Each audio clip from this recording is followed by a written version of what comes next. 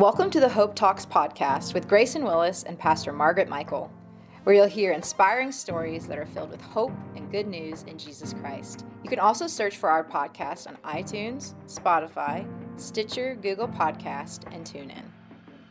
Welcome to today's broadcast of Hope Talks. I'm Grayson Willis. And I'm Pastor Margaret Michael. Thanks for tuning in today. And today we're joined by Terry and Libby Richie. How are you all today?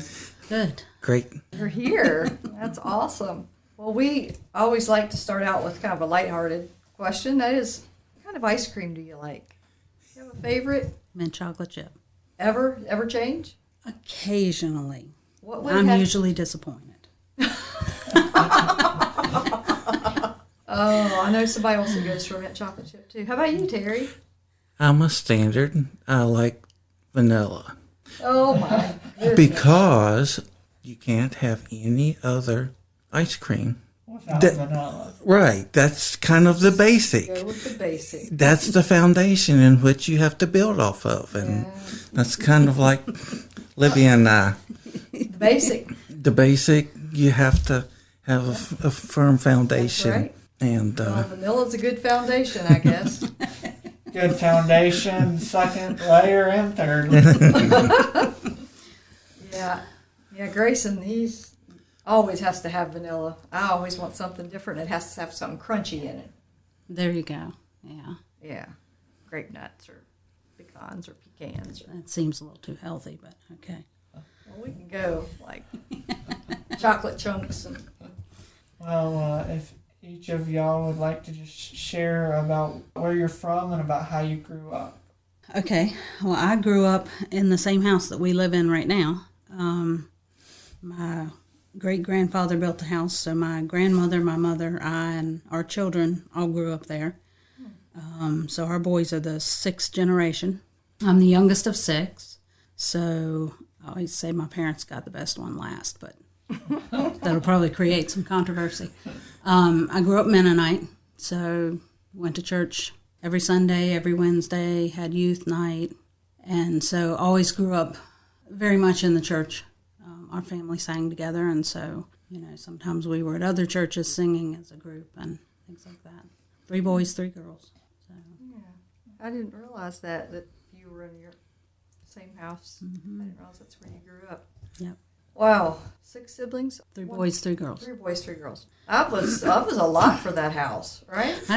We were kind of stuffed in there. Of course, by the time I came along, the oldest child was 14, so it kind of thinned out after a little bit. But it's always been home. So we lived a couple other places. We lived in Harrisonburg for about 6 months when we were first married, and then lived in Bridgewater for about 2.5 years, I think, and then moved back into a trailer there on the home place, and then in 1999 moved from the trailer into the house.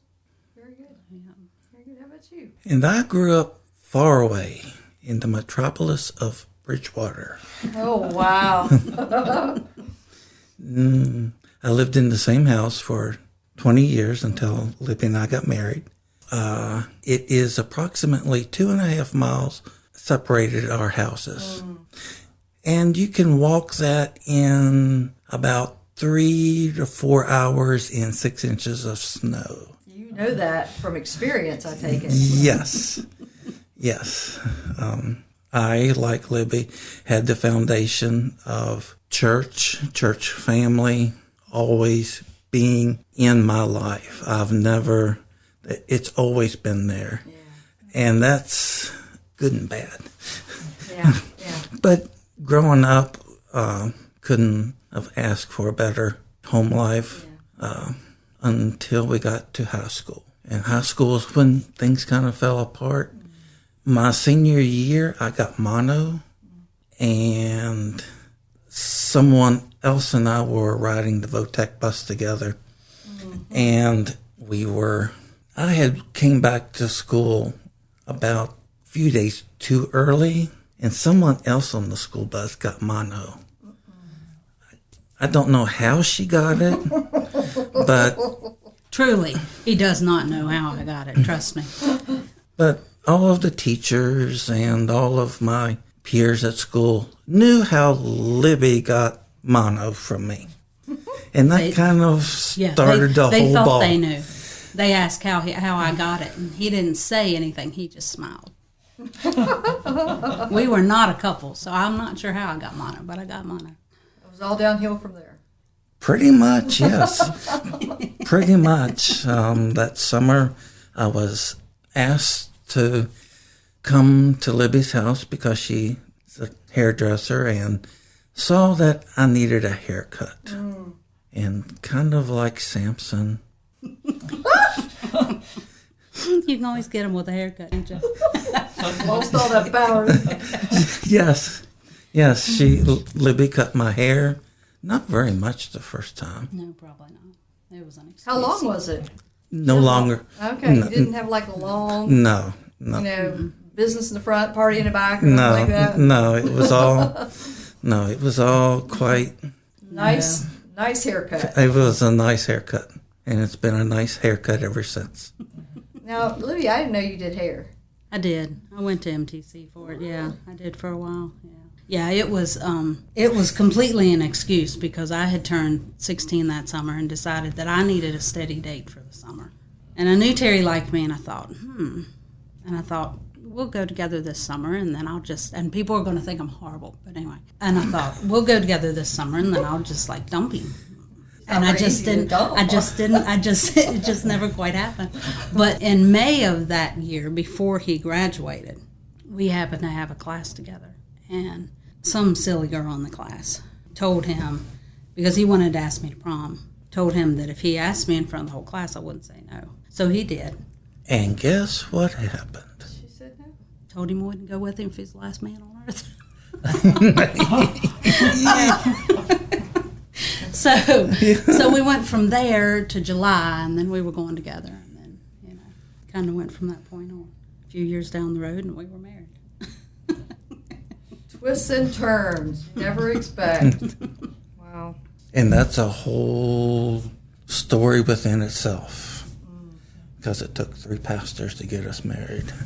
Is there anything behind that we should know? You'd like to share, I guess.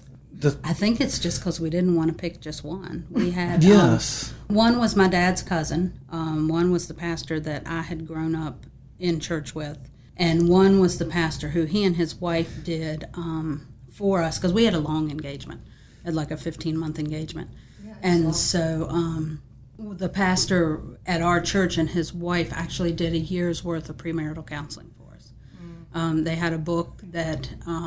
We went through and they went through at the same time. So, they answered the questions from their perspective and we answered the questions from our perspective. I remember how odd it seemed when we reached 25, 26 years of marriage. And I said to him one day, I said, do you realize we've been married as long as Dave and Jan were when they did our, when they did our counseling, and it seemed kind of weird. But yeah, so we couldn't quite pick just one of them, and we sort of wanted them all involved. So that just speaks to relationship and the importance of the important places that they had in your lives. Yeah. Not everyone's that fortunate. No. Yeah. The fact that you were talking about when y'all got to like 25 or 26 years, the revelation that the people that had counseled you had been married that long when they counseled you is just in a recent message Pastor Adrian preached about just how from James 4, how we're like a mist. We're here today and gone tomorrow. And it speaks to, how we should just make the most of each day because we're not promised tomorrow. Yeah. True story. Most definitely. So how many years have y'all been married now? 35. Wow. 35. We had our 35th wedding anniversary on September 6th. And of course, Terry was in the hospital, and I was sitting on the front porch by myself. Yeah. I can see the pain. Not the way I wanted to spend the day. But yeah, our anniversary was September 6th, Labor Day, 35 years. So I would say there's been a lot of water that's passed under the bridge in 30-some years. So we can fast forward though. Yes. I don't want to miss just the importance of God is always writing his story through our lives. And mentioned that you were alone that day. And over the last 2 years, we've learned what it is to deal with COVID. And so maybe let's just jump to that and talk a little bit about how COVID has affected you all. At the end of August, we had some flu-like symptoms. I was physically sick. Libbie and Josh had some... A little bit of fever, mostly cough, congestion. And Caleb did not have a symptom. And so that Thursday, we went to outpatient and was tested. And lo and behold, we have COVID. So I called my boss and told him that I had COVID and texted him, and he said, well, you know the protocol of being off work for the next 10 days. I'm like, okay, yes, we can do that.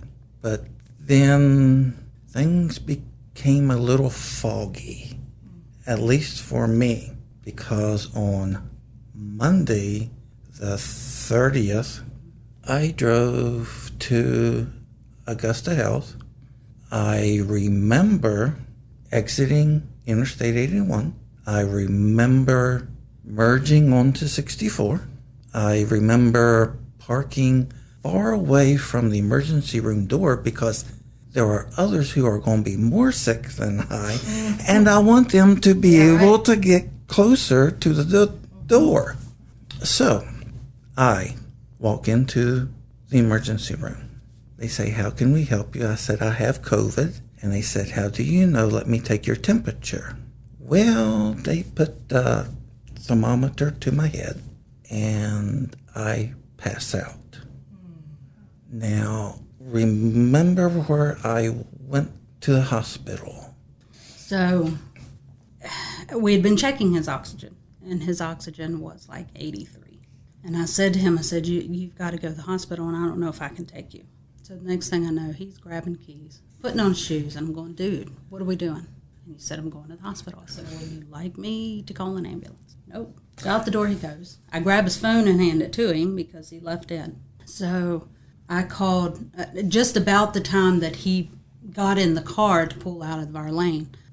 The phone rang, and it was the girl from work, because, of course, I was off work, too. And I needed to go over with her the end of the month stuff that she would need to do, that, of course, I normally did. And so we were probably on the phone about 40 minutes, maybe. And so I get off the phone with her and call RMH, get the emergency room. And I said, I'm checking about my husband. He drove himself to the emergency room. And so I hear click, click, click, click, click in the computer, and she says, ma'am, we don't have anybody here by that name. And I'm thinking, okay, are we in the ditch somewhere between here and there? Have we passed out and crashed the car? So I'm texting him and texting, and I can tell he's texting back. And so he texts back, and he goes, I'm at Augusta. Okay. And I forgot my wallet. And I'm going, okay. Mind you, he doesn't remember any of this. Absolutely none of this. Once he passed out, and he does not remember texting. He doesn't remember any conversation. He doesn't remember any of this. So I called and got a hold of the guard, I think, was who answered. And he said, oh, it's all right. He said, we'll get it from him at some point. And I'm thinking, okay. So I texted my mother-in-law, who lives right beside us, and put everything in a bag, wiped the bag off carefully, put it outside so she could pick it up. She picked it up and took it down. And so for the next several days, it kind of sounded like, he was maybe doing okay. The calls I was getting from the doctor and the nurses were that his oxygen was up in the 90s. He sent me a picture of his lunch, which he doesn't remember. He was texting coworkers, which he doesn't remember. Yes. Technology is good. Yeah. Technology is wonderful. However, in this case... he did not remember until I showed him his phone at one point, and I went, this was your lunch. And I was so pleased because they had gotten you to eat, because I couldn't get him to eat, couldn't get him to drink much. It was just not good. So I was talking, I'm getting daily updates from the nurses. And his oxygen's in the 90s, so I'm thinking, okay, we're going to be okay here. And on the 1st, I get a call from the doctor, and he said, if he does not improve, we're going to be looking at a ventilator. And I went, wait a minute, his oxygen's in the 90s. He said, yes, ma'am, because we've got him on 100% oxygen. He said, right now we have him on a BiPAP. And I thought, okay, I know what a BiPAP is because he uses a CPAP at night, so I know what a BiPAP is. And I thought, okay, not so good. So then on the 2nd of September, the doctor called and indicated he had talked with Terry, which Terry doesn't remember either. Yes. Absolutely. I said, go ahead, doctor, please, go ahead. Let's do this. Yeah, he I said, have no idea. Yeah, he does not remember. He doesn't remember any of it. Wow. And so the doctor called to get my permission to put him on the ventilator, to put a central line in. Josh was still at home at that point because he had COVID also and hadn't been able to go back to work. So he was there with me. And the nurse called, and using Terry's phone, and let us talk to him.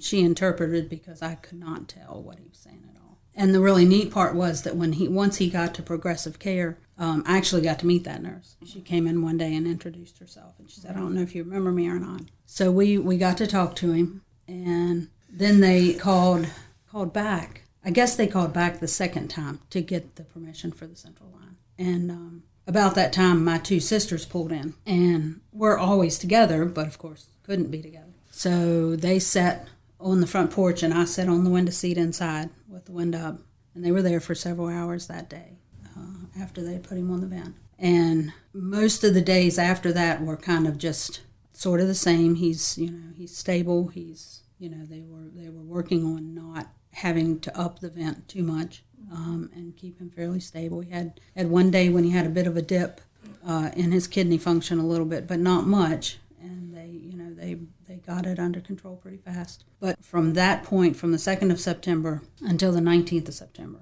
the days pretty much were the same. I went back to work on the 13th, and then on the morning of the 19th, I had finally decided I was coming to church for the first time because my cousin had texted me a couple times and asked if I was coming. I said, I'm just not sure I can sit there without him. So on the 19th, I was dressed, I was ready to go, and the phone rang, and it was the doctor from there. And he said, we need to get him off this vent, and we can't wake him up.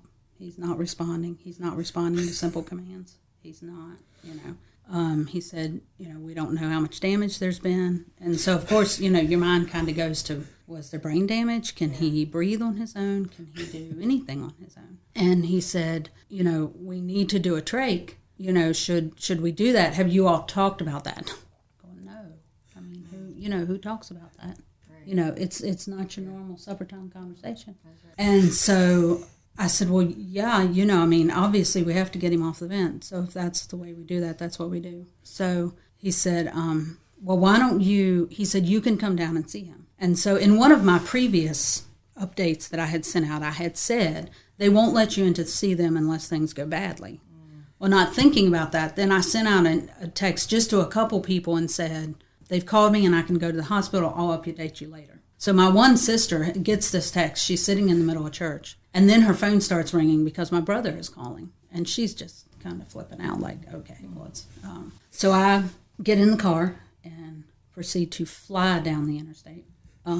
I was astonished to find at one point, I hope nobody's listening who shouldn't be, but I looked down at my speedometer at one point and realized I am doing 90, and there are people who want to pass me. So I move over and let them pass and then pull back out and keep on going. So I get there, and of course you have to wait in a line to go in to say where you're going and, have your temperature checked and everything. And so finally get up to they have him in the ICU annex, and so they let me go in the room. And I watch a lot of medical dramas, and I can tell you that ventilators don't look the same as they do, on those nice little medical dramas. That's right. It's not the same. So I sat and, held his hand and talked to him, and he kept doing this thing where he would open his eyes, but he just sort of stared at nothing. There was no tracking. Mm-hmm. So when I finally, I happened to see the doctor go by, and so I went out and we talked, and I said, when you say, he's not responding, what are you saying? I said, are you saying he's not going to be able to breathe on his own? And he said, oh, no, ma'am. He said he's been fighting the ventilator the whole time. We just have to get him off of it.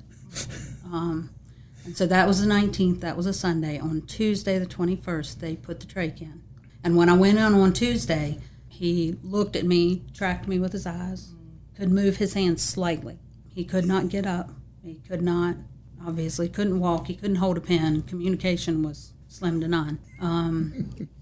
But he was determined to get out of bed, because once they got the trach in, by like Wednesday or Thursday, I came in at one point, and when I was getting ready to leave that evening, and I said, he kept saying something, and I'm looking at his mouth trying to figure out what he's saying, and I finally said, "Help?"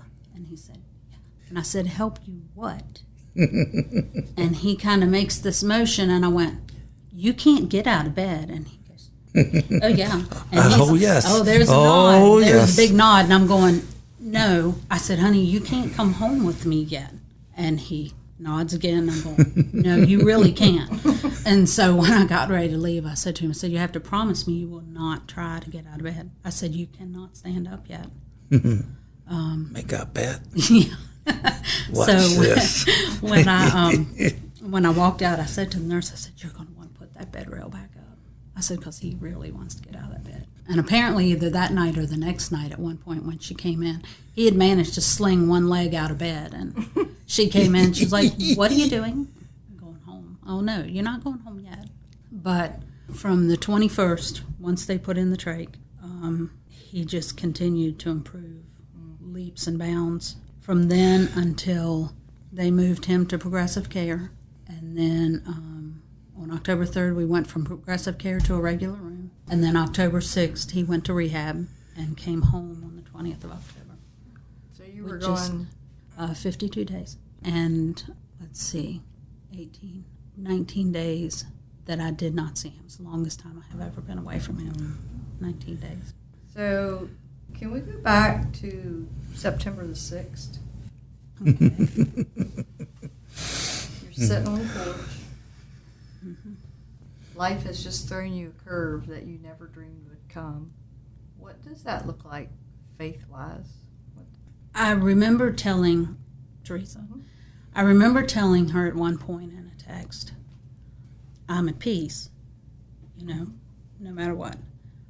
But I would spend my time kind of flip-flopping between trying not to think about what he looked laying there, because of course I hadn't seen him yet, and trying my best not to pick out what I might pick for him to wear in case I had to.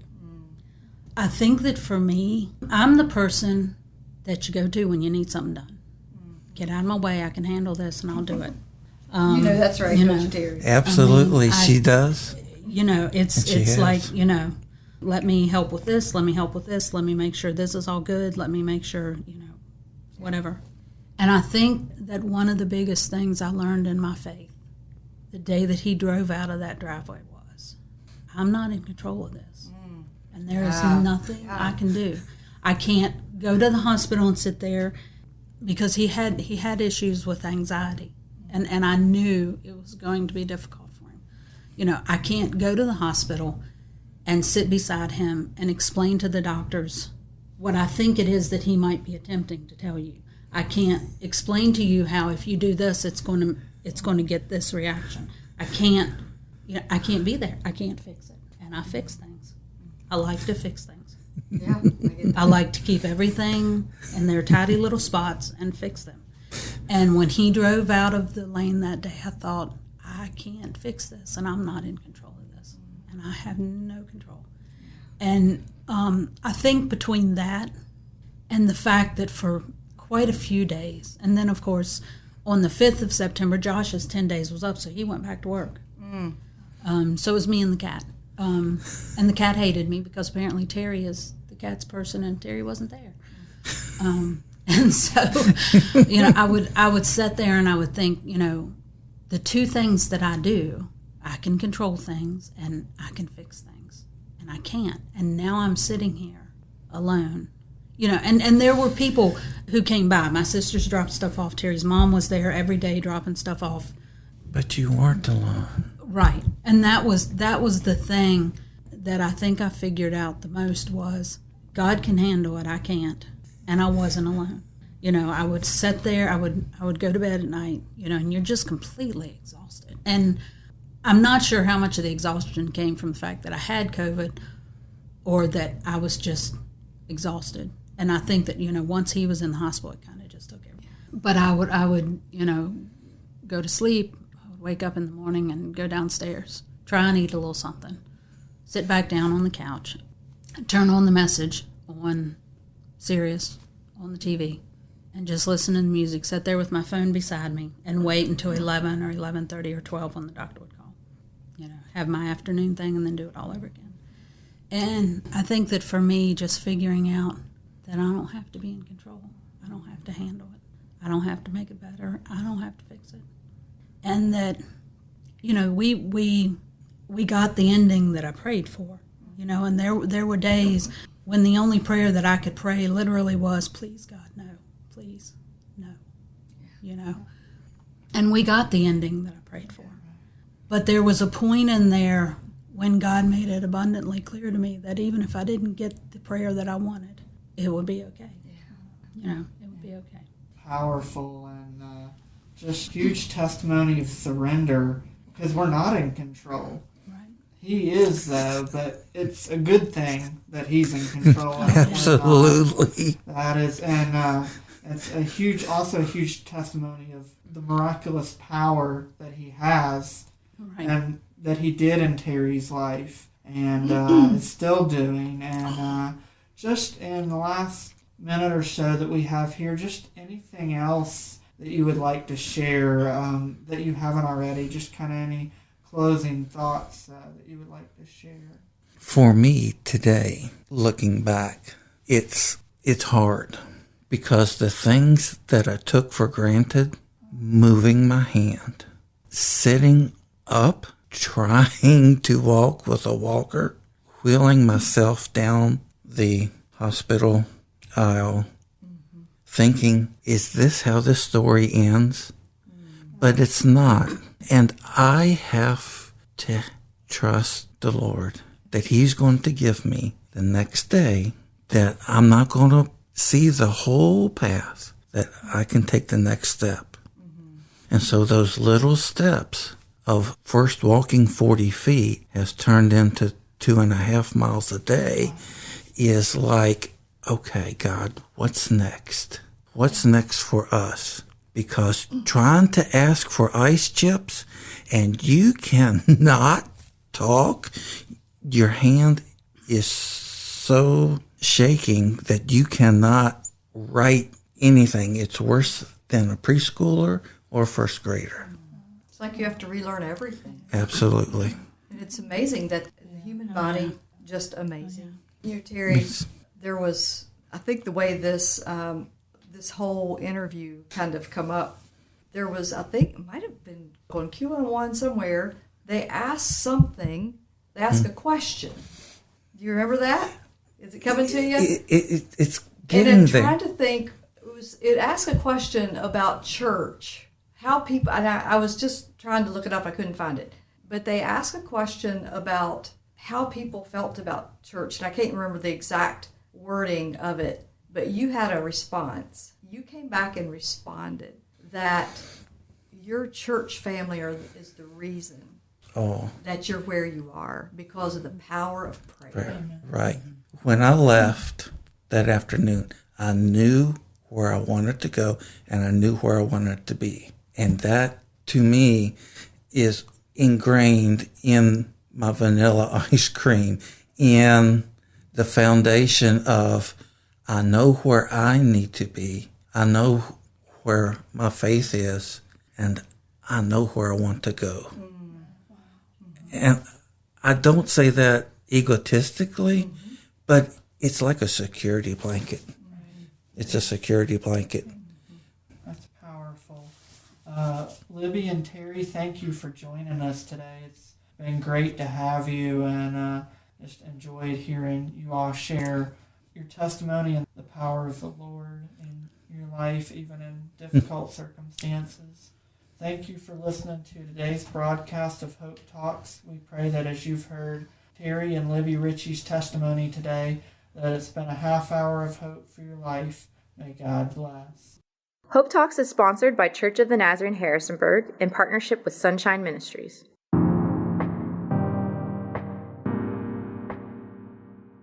Thanks for listening to today's podcast of Hope Talks. If you enjoyed the podcast, please subscribe for updates and the latest episodes. Also, if you're in the Harrisonburg-Rockingham County area, we invite you to listen on the radio each Sunday at noon on 1470 AM or 102.1 FM WBTX.